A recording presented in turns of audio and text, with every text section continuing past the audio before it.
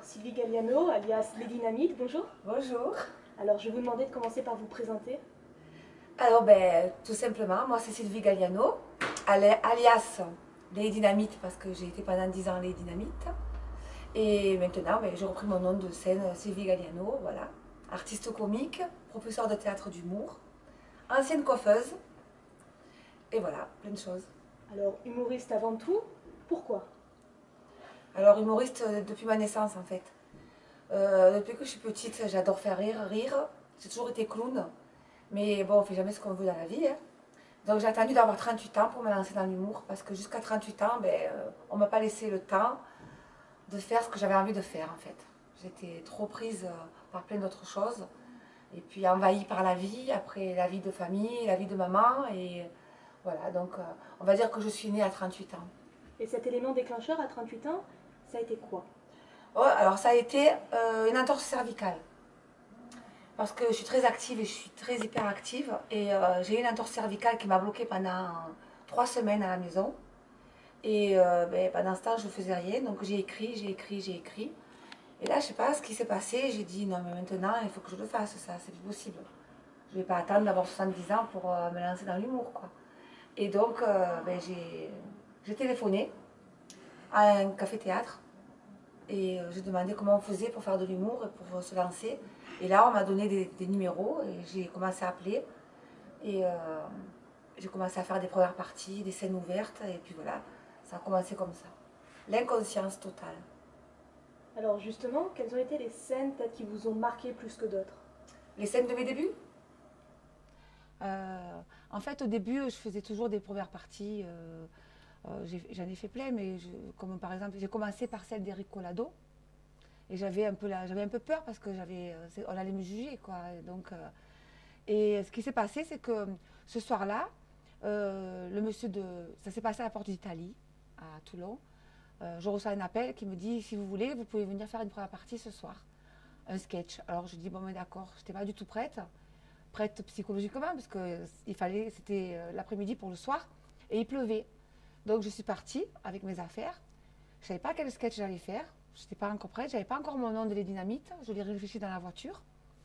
Et donc j'arrive et puis il m'a tutoyé de suite. Il me dit, bon, t'inquiète pas, il y a d'autres humoristes qui vont venir et tu ne seras pas toute seule à faire la première partie. Vous avez une demi-heure à vous partager. Et moi, je me suis préparée, je me suis assise et tout. Et rien ne venait. Je ne voyais personne venir. Je vois Eric Collado qui arrive, qui me dit, ah, c'est toi qui fais la première partie. Je dis oui.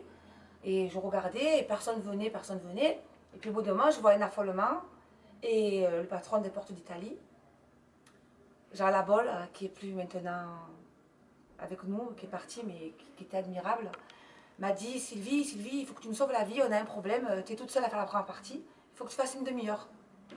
Et donc, du jour au lendemain, j'ai joué une demi-heure d'un coup, comme ça. Et je ne savais plus où j'étais, en fait. Et j'ai joué, et en fait, personne n'est venu parce qu'il pleuvait. Et donc, ça s'est enclenché comme ça. Ça a marché, les gens ont aimé. Et puis, il m'a dit, tu reviens quand tu veux. Après, il m'a enclenché sur le Festifam.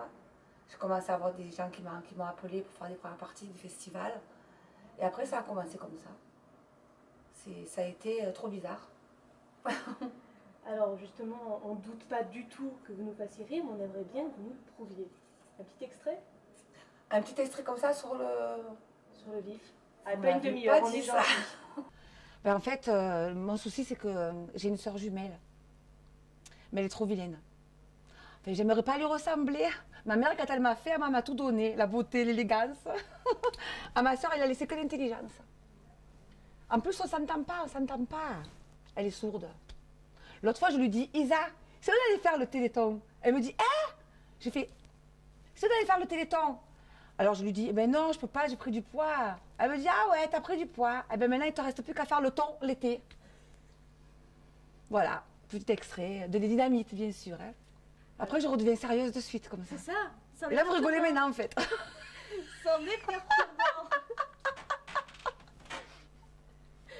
Mais alors, en plus d'être une comique avérée, vous avez créé le théâtre de la Grenouille. C'est une longue histoire aussi, ça, le théâtre de la Grenouille. Ça remonte à mon enfance, parce que quand j'étais petite, j'adorais voir l'évolution des têtards. Je rêvais de voir le tétard qui poussait comme ça et jusqu'à la grenouille. Mais jamais je suis arrivée à le voir parce qu'elle mourait entre-temps. Et ça sentait mauvais. Et puis ma mère, elle me jetait des bocaux à chaque fois. Et puis après, quand j'ai ouvert mon salon de coiffure, parce que j'étais coiffeuse pendant 30 ans, j'ai mis l'emblème d'une grenouille avec un peigne et 3 poils sur la tête. Et les gens, je ne sais pas ce qui s'est passé, ils m'ont tous offert des grenouilles. J'ai été envahie dans le salon de coiffure de grenouilles. Et après, il y en avait beaucoup. Donc j'ai commencé à les prendre, à les mettre chez moi. J'ai envahi chez moi petit à petit. C'était vraiment l'invasion. Et après, mon compagnon, il a fait une dépression grenouillique. Il m'a dit, c'est au moins où les grenouilles. Donc j'ai pris toutes les grenouilles, je les ai mis dans un carton, je les ai mis au fond dans la caravane. Et je leur ai dit, bon, ben, un de ces jours. Et un de ces jours, ben, c'est arrivé. Et j'ai ouvert le théâtre. Je l'ai appelé la grenouille qui se marre. Et j'ai ressorti toutes mes grenouilles. Et je les ai mis dans le théâtre. Et ça a continué parce que depuis, il y en a plus de 1000. Par contre, j'ai des petits têtards parce que moi, mes petits élèves, ce sont des petits têtards. Et j'ai fait un petit tableau dans le théâtre où je montre l'évolution du tétard jusqu'à la grenouille. Et je compare le petit apprenti artiste et jusqu'à la grenouille quand il devient une star. Alors justement, dans ce théâtre, on y découvre des stars, on y donne des cours. Tout à fait. On assiste à des spectacles. Qu'est-ce qu'on y fait vraiment? Il y a de tout. Il y a plein de choses. En fait, bon, d'abord, c'est un théâtre d'humour, donc on ne travaille que sur l'humour et on ne travaille en plus que sur la création. C'est-à-dire que tout ce qu'on fait, on l'invente. Tout, même le costume. Et donc, c'est du théâtre pour les enfants, pour les ados, pour les adultes, même aussi pour des personnes en situation de handicap. Et c'est super, ça, d'aider ces personnes-là. Donc, je donne des cours de théâtre d'humour à raison de 2 heures par semaine. J'ai à peu près 150 adhérents. J'ai à côté de moi 2 élèves qui vont jouer dans cette fameuse pièce, l'envers du décor. Et tout d'abord, il y a Marina, qui va faire un M et qui est un peu n'importe quoi, puisqu'en fait, il oublie son costume et du coup, tu seras Simba. Donc ça va un peu perturber l'histoire de Blanche-Neige.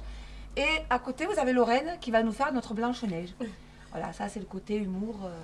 On ne peut pas dire humour noir parce que c'est de l'humour rigolo, là, c'est pas de l'humour triste. C'est raciste. Voilà. Et donc Lorraine joue le jeu et là vous avez en face de vous deux bonnes comédiennes et je suis assez fière d'elles parce qu'en fait ça fait longtemps que je les ai en théâtre, elles n'ont pas lâché et elles continuent et puis voilà, j'espère qu'elles continueront encore longtemps. Voilà. Ouais. Et parallèlement c'est aussi un lieu où on accueille, où on fait de la programmation, où on accueille des artistes.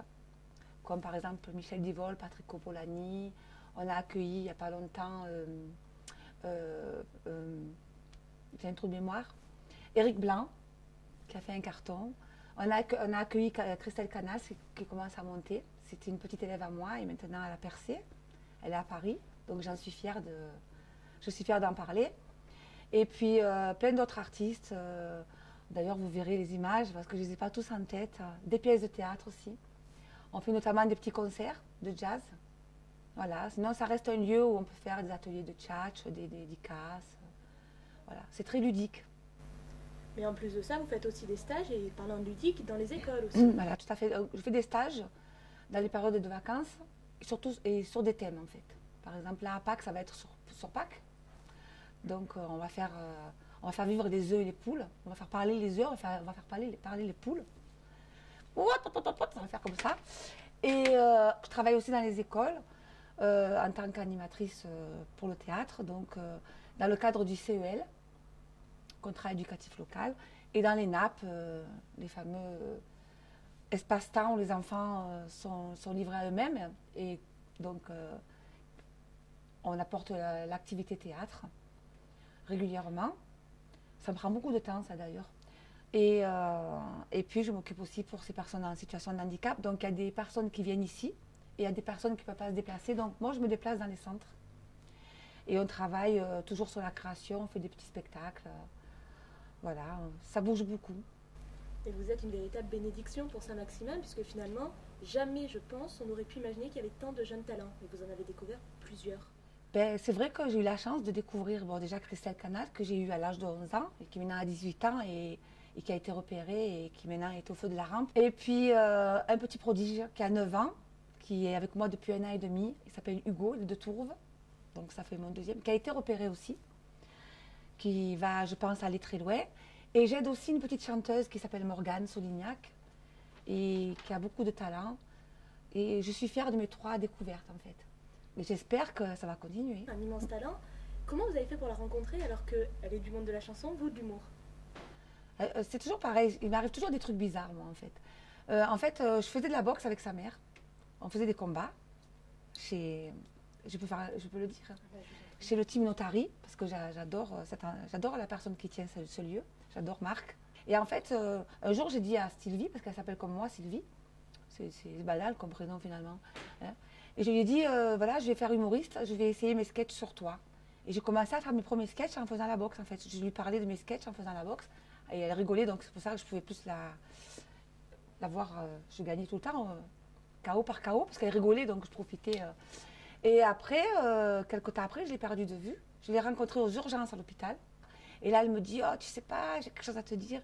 Ma fille, elle chante, elle a une voix superbe. Et moi, je lui dis, ah bon, mais il faut qu'elle vienne chanter chez moi. Et donc, d'abord, je l'ai fait venir, je lui ai dit, viens, chante. Et quand je l'ai entendue chanter, j'ai eu les frissons. Et moi, quand j'ai les frissons, je vous jure, c'est que c'est beau. Et j'ai commencé à lui faire ses premières scènes. Elle était toute timide au départ. Donc je l'ai aidé un petit peu à se décoincer, à prendre de l'assurance, à boire entre les chansons parce qu'elle avait peur de boire. Et maintenant, c'est Morgane Soulignac, elle a 16 ans, elle a beaucoup de talent. Et puis alors, comme vous manquiez d'activité, vous avez aussi une association. En fait, je ne sais pas que j'ai une association, c'est que j'aide beaucoup les gens, surtout le milieu de l'handicap. Et donc, l'association Sésame Autisme, qui est à Gina Servi, ils ont démarré avec très peu de moyens. Très peu de moyens, et j'ai voulu les aider. Donc on a mis en place chaque année un spectacle qui s'appelle De l'humour à l'amour, il s'appelait comme ça au départ. Et là on fait venir plein d'artistes qui viennent bénévolement, et toute la soirée est bénévole, et on remet le chèque sur place à Sésame Autisme. Et là cette année ils ont créé la salle Zénolène. Et alors il y a un prochain gala, Ça devrait être en mai, ou plus tard, fin octobre. Voilà. Et pour être sûr de la date, il y a peut-être un Facebook où on peut les retrouver? Sur La Grenouille qui se marre, le Facebook de La Grenouille. De toute façon, tous les spectacles sont affichés sur le Facebook, qui est tenu maintenant par mon attachée de presse qui est Ingrid. Petite pub pour Ingrid, qui est ma maquilleuse et mon attachée de presse. Alors on va revenir un peu sur vous, sur ce que vous faites. Vous avez un spectacle. Alors en fait, c'est mon 3e spectacle. C'est le premier spectacle où je suis 2 en fait. Enfin, on est 2. Hein? Donc, je joue avec Thierry Gérard, qui était un de mes élèves, mais un super élève, quoi, vraiment. J'ai flashé sur lui, je me suis dit, c'est lui que je veux. Alors que j'avais fait un casting pour trouver mon partenaire, j'ai fait venir 50 personnes, et je ne savais pas qu'en fait, je l'avais à côté de moi. Et il a dit oui de suite, on a commencé à travailler ensemble, et depuis, on fait cette pièce pour le meilleur et pour la spire. C'est une pièce qui est super, j'adore cette pièce. C'est une fille qui est sur le retour, c'est moi. C'est un peu moi quand même. Hein. Et qui travaille dans un cabaret. Et vous savez que les femmes de cabaret, elles sont vite à la retraite. Donc j'ai 38 ans, je suis à la retraite. Pas maintenant, je n'ai pas 38 ans. Là. Et mon mari, il est directeur de pompes funèbres, il est débordé. Et moi, je suis seule à la maison. Et je suis toquée, je passe l'aspirateur, je fais le ménage. Et à travers l'aspirateur, à travers plein de métaphores, je vais lui faire comprendre que je veux un enfant. Mais lui, il ne va rien entendre parce que lui, il a que son chat dans la tête. Donc voilà, c'est très rigolo, il y a plein de gags, c'est très coloré, ça se passe dans une cuisine et ça s'appelle Pour le meilleur et pour la spire. Et je joue cette pièce le 26 mars à la Grenouille qui se marre à 20h. Venez nombreux si vous voulez vous marrer. Et alors, les Dynamites, on la reverra? Alors les Dynamites, on ne la verra plus. Et oui, toutes ces bonnes choses ont une fin. Les Dynamites, elle a 10 ans. J'adore les Dynamites. C'est un personnage qui m'a fait voyager, qui m'a fait rêver, qui m'a fait dire des choses que je n'aurais pas jamais pu dire. Elle a une grosse personnalité, les Dynamites. Elle est irréelle et elle peut être un dessin animé, elle peut être une bande dessinée. Mais elle n'a pas eu de chance, les Dynamites, en fait, parce qu'elle n'a jamais été remarquée. Et du coup, j'ai voulu passer à autre chose. Mais ça a été 10 ans de bonheur de faire les Dynamites. Vous pouvez quand même me retrouver un peu sur YouTube, je ne l'ai pas encore totalement effacé. Mais voilà, je lui ai dit au revoir et j'ai passé à autre chose. Et alors, il faut préciser quelque chose, c'est que, donc, que ce soit les Dynamites, que ce soit ce qui se fait ici, vous écrivez tout. tout à fait. Alors moi j'ai un défaut, c'est que j'écris tout et je n'aime pas jouer les choses des autres. C'est peut-être un défaut, mais je n'arrive à jouer que ce que j'écris et que ce que je ressens en fait. Alors du coup je suis plus écrivain que... Je peux écrire pour les autres par contre, hein, il n'y a pas de souci. Mais j'ai du mal à jouer ce qu'on m'impose en fait. J'ai besoin de liberté quand je joue. Et alors, on a eu la chance d'assister à l'un de vos cours. En fait, c'est les contes de fées, mais tout mélangé. Donc, du coup, c'est les contes des fées. Ils sont des fées. Là, voilà. C'est pour ça qu'à la fin, le petit garçon dit bon démêlage. C'est-à-dire, à vous de vous y retrouver dans cette histoire. Voilà, c'est tout mélangé. C'est Pinocchio, Blanche-Neige, Cendrillon, les Sept Nains, Réponse, tous les contes de fées qui s'entremêlent pour une histoire de lampe d'Aladin, en fait. Mais il y a quand même une histoire. Il y a une histoire, il y a un fil conducteur, il y a une vraie histoire, il y a une vraie fin. Et c'est très, très risible. Et puis en plus, c'est joué par des gamins, donc c'est adorable. Nous devons retrouver la lampe d'Aladin. Allez, au boulot. Eh oh, eh oh, eh oh, eh oh, encore du boulot. Veux-tu m'épouser? Allez, j'ai besoin d'une confirmation. Blanche-Neige, Cendrillon, la Belle au bois dormant. Toutes ces canons m'énervent. Je suis fauchée, moi. Je ne touche pas les allocations. Bonjour Aladin, tu peux me prêter ta lampe s'il te plaît? Oui, mais pourquoi faire? Je voudrais parler au génie, j'ai des vers dans le nez. Quoi? Tu es bourré? Combien tu de verres dans le nez? Et puis même vous, Père Noël, vous mangez de la bouffe discount, vous avez perdu 60 kilos. Même votre pantalon est trop grand pour vous. Attends! Oh, pousse-moi là, je veux en poussière, je sais, j'ai ma poussière. Attends! Quelqu'un n'a pas un mouchoir? Attends! Pour le mariage de Peter Pan et de Wendy, je voudrais organiser une super chorégraphie. Il me faudrait 7 danseurs. Tu en connais? Bien sûr, j'ai les 7. Les 7 quoi? Les 7 péchés capitaux, les 7 mercenaires, les 7 de table. Mais non, les 7 nains, voyons. Ils ont le rime dans la peau. Allez, venez!